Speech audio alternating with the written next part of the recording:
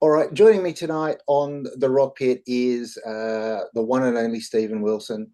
For those of you who are unfamiliar with any of Stephen's solo studio albums, you may recognize him and his work from the Porcupine Tree as well. Welcome to the Rockpit, Stephen, and welcome to Australia. Thank you. Thank you very much. Glad to be here. So you've released your eighth studio album, The Overview, in March of this year. Um, it's a return to a more progressive sound that fans of your career would be most familiar with. And as some have said in the media, a return of the prog father. Okay. I don't know how I feel about that, but yeah, go on. Carry on. Yeah. Or did you want me So to comment on that? yeah, so I mean the album's received some incredible reviews, and you're also coming to Australia for the first time in what is it, 8 years, I think, 7 years, Mm, mm. to showcase the album live. Um, Tell me about the record, a little bit about the record and about the live show Mm. that we can expect. So the overview is, as you kind of pointed out in your question, it's kind of a return to a more conceptual approach. It's essentially a continuous piece of music. Although being old, I couldn't help but conceive of it as two separate sides of a vinyl record. So it's kind of a 23-minute long song and an 18-minute long song. It's basically a very unself-conscious attempt to combine all the different sides of my musical personality. So I think you're right. It's an album that probably will appeal again more to the progressive rock element of my audience. But at the same time, there's all sorts of things going on in in these pieces. There's electronic music, there's pop, there's jazz, there's ambient, there's metal riffs. It's all kind of mixed together in this very, to me, what's very unself-conscious journey through my own musical DNA. And I say that because I think it took me a long time to arrive at a point in my career where I felt I didn't have to second guess myself in the sense of, oh, I can't put that together with that. I just do it now. I don't even think about it. If I want to put electronic bits next to heavy metal bits, I just do it. And I think the album is kind of testament to that. It's conceptually, it's a journey from the earth to the other side of the universe. And there's no bigger concept than the universe, right? So it's definitely reaching for the stars, quite literally.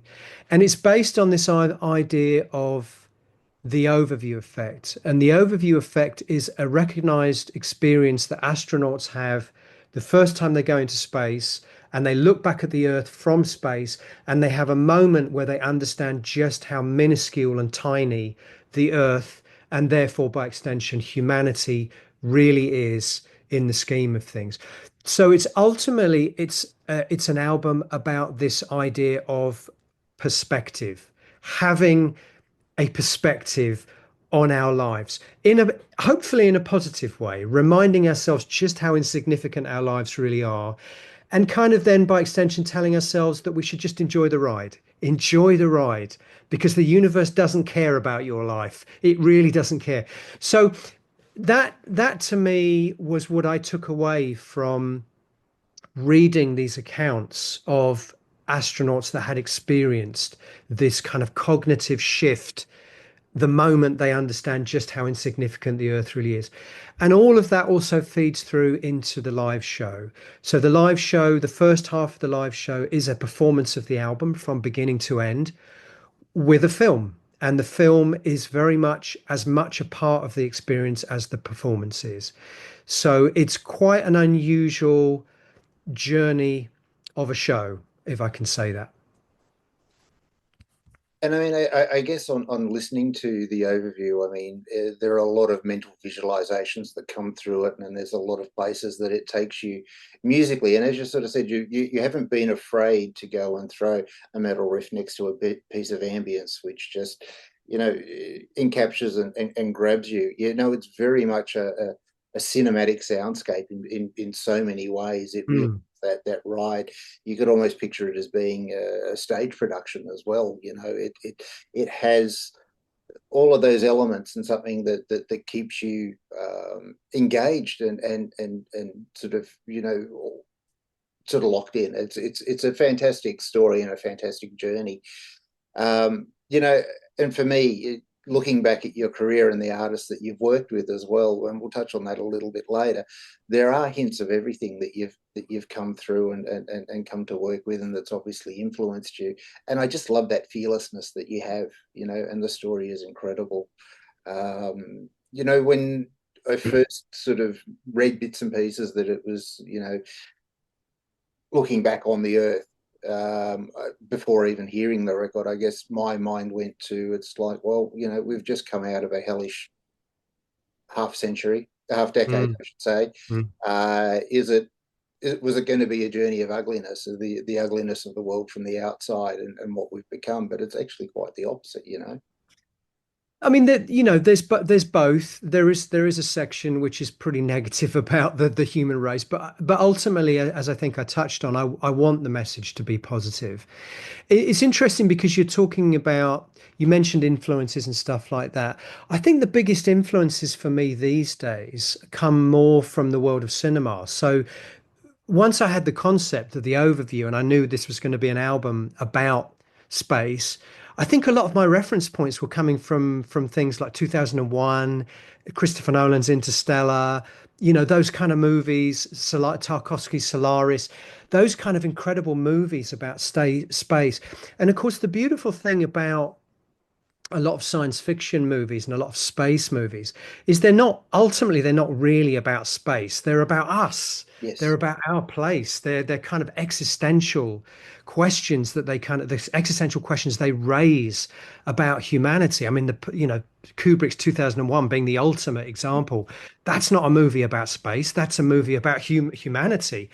And I think that's the beautiful thing also about the overview. Ultimately, it's about us. It's about the way we treat the earth. It's about the way we engage with each other, and it's about our place in the scheme of things, in both pro and cons. In both negative and positive ways. So, as with all things, it's complicated. Life is complicated. The universe is complicated. Existence is a very complicated thing. So I think a lot of my influences on this record were, or at least a lot of my reference points on this record were coming from those kind of movies, if that makes sense. Absolutely. And I guess, I think with you sort of saying how inspired you were by cinema, and that I said it had that cinematic soundscape to it. That's you've hit the nail on the head in delivering that in every possible way. Now, when you talk about putting a movie to this music and obviously then playing it live, there are variables and tangibles. How strict are you to the recordings when it comes to playing it live? Well, I'm very fortunate to have an amazing band with me. I mean, I always say, the rule I have is always to be the worst musician in my own band, and I am absolutely the worst musician in my own band. So I have these incredible musicians with me that are first and foremost, they're great improvisers. So I think the answer to your question is the framework of the album is kind of fairly set. Obviously, the structure has to be the same each night because we are playing to a movie. We're Yes. playing to a film. But within that, there is a lot of flexibility. The solos are different every night. There are nuances every night that are different, that are changed around. Because at the end of the day, we want to enjoy it too. We don't want to feel like we're painting the same painting every night. So there is a lot of flexibility. In fact, funnily enough, I've been listening to one of the live recordings we made on the European tour tonight, and there's an energy inevitably there's an energy which isn't on the album, the studio album that comes from a band playing the material every night live and enjoying it and exploring it. So by the time we get to Australia, I think that will be even more so. There is definitely a very intuitive, unspoken communication going on between the members of the band that is making performing this album a real experience and adventure for me every night.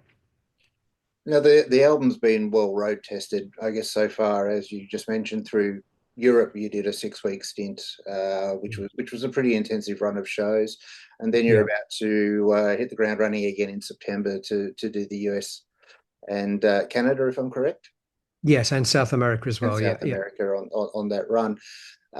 It's so great to hear that the performances every night have something little nuances and little differences, and that live energy to them as well.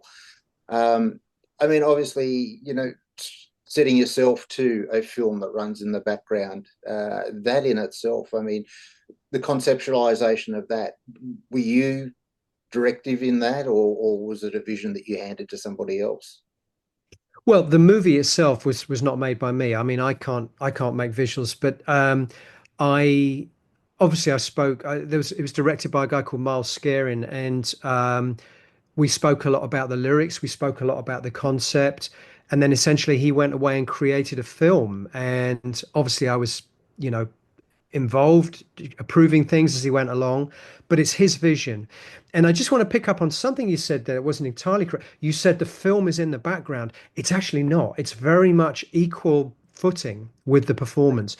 So the first half of the show is the film is very much a part of the performance as the band are, to the point that some of that first half the band are playing in darkness and the film is very much the focus.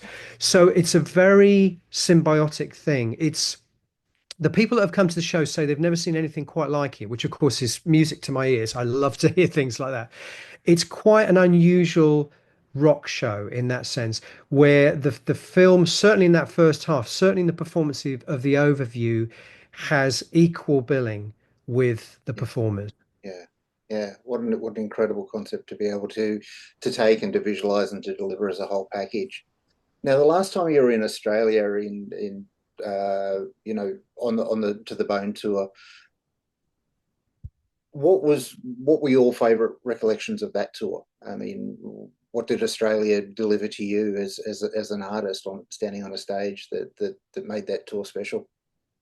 Well, Australia, one of my favorite places in the world, and I've never had the opportunity to visit it as a tourist, I'm sad to say. I keep saying to my wife, we have to go to Australia for a holiday one day.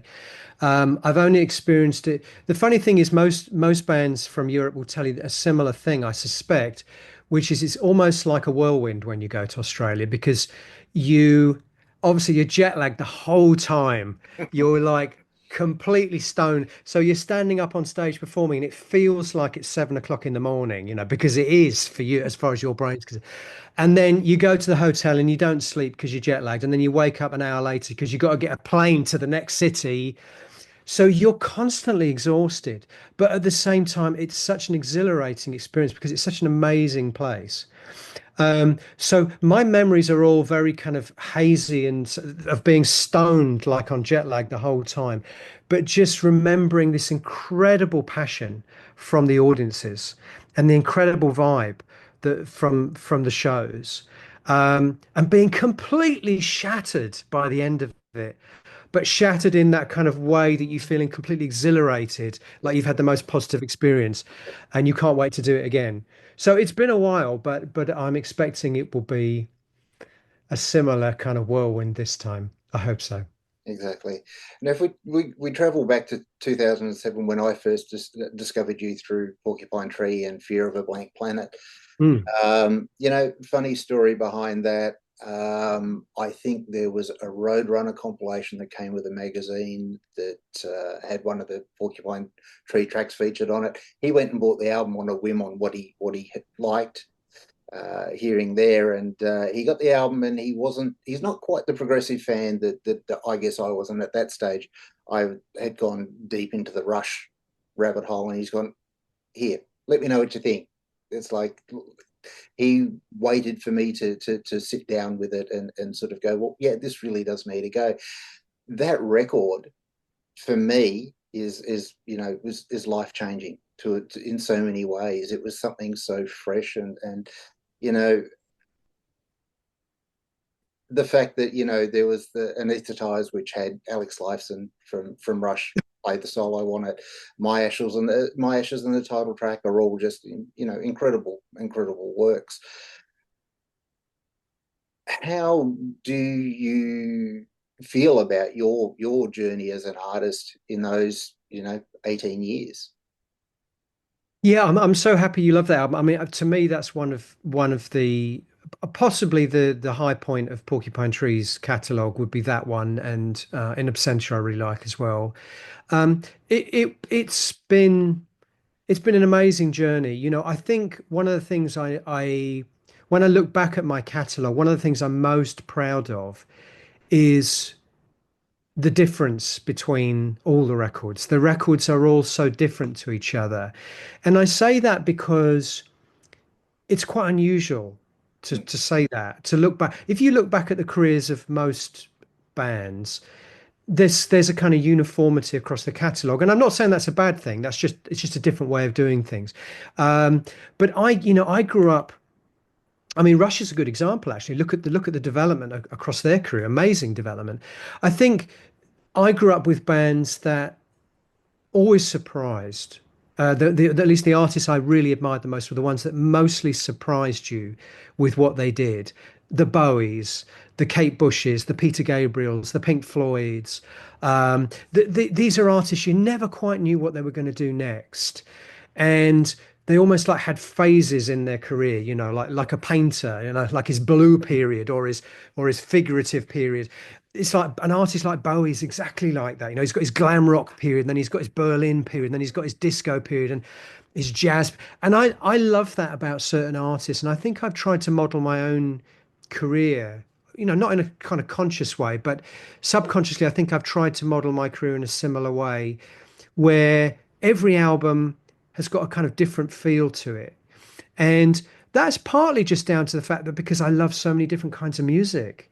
And, Fear of a Blank Planet, I was definitely very much into sort of heavier music at that time and exploring more of a sort of metal aspect to the music.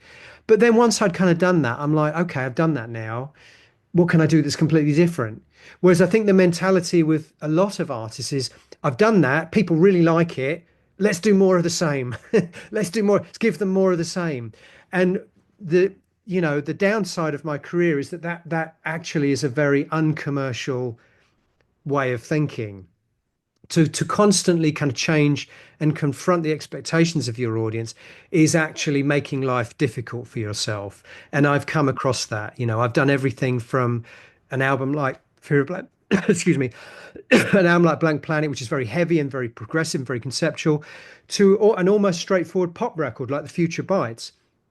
And to have the fans embrace both, it's not easy. It's not easy. So it's been an interesting journey over my career. But you know what? I'm incredibly proud of that kind of career trajectory, and the fact that every album is different, and some are more challenging than others. And there are all these different, and I think that's the other thing is there are all these different components to my audience. So I do have metal fans, and I do have pop fans, and I do have kids that come along with Radiohead t-shirts, and kids that come along with, I don't know, Slayer t-shirts, and kids that come along with Bowie t-shirts or Joy Division t-shirts. And I see all of those in the audience, and I'm like, this is good. I did a good thing. I did a My good job thing. is done. Absolutely, Yeah. you've united Yeah. genres, and that's a fantastic thing.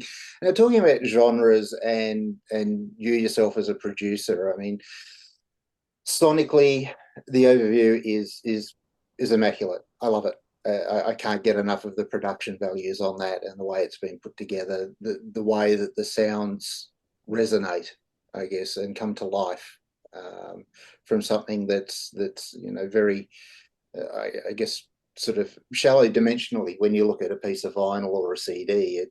The dimension is quite, but what's inside that just seems to open up and blossom, and that's something that I think is very hard to do. And you seem to be able to bring that out in just about everything that you do. Um, you know, you've worked on some incredible projects, and I read somewhere that your earliest musical memories were being introduced to Pink Floyd and Donna Summer. Is that correct? Mm. That's absolutely correct. Yeah, those two records, my mum and dad bought each other one Christmas when I would have been about 6 or 7 years old, and I just heard those two records in constant rotation for weeks on end, and I think they basically, I say it because I truly believe it. I believe those two records formed my musical DNA. So yeah, that's absolutely correct. Yes, yeah. So, and then you take and look at the projects that you've undertaken to remix and to put into things like Dolby Atmos and all of those sorts of remastering and I guess reconstructing formats. You've got Jethro Tull to King Crimson, Yes, The Who, Tears for Fears. I mean, Nile Rodgers and Chic. Ultravox. Some of these are really obvious, and then you come down to things like Van Morrison Kiss and Sister Sledge. They're all remarkable pieces of work that you've been able to sort of indulge yourself in and create these incredible mixes. How do you go about approaching so many different genres? You say you're such a big fan of such a broad spectrum of music. I think I'm in a very fortunate position now, which is that I get approached by record labels, by management companies, and by the art, sometimes by the artists themselves, um, to do these mixes. And my rule is quite simple. Firstly, I have to really like the album. I wouldn't take on something if I didn't like it, because I think people can hear. I think people can hear when you're not really truly engaged in something. And all the records I've remixed, almost without exception, are albums I grew up with and genuinely love and adore and am a fan of. So that's the first thing.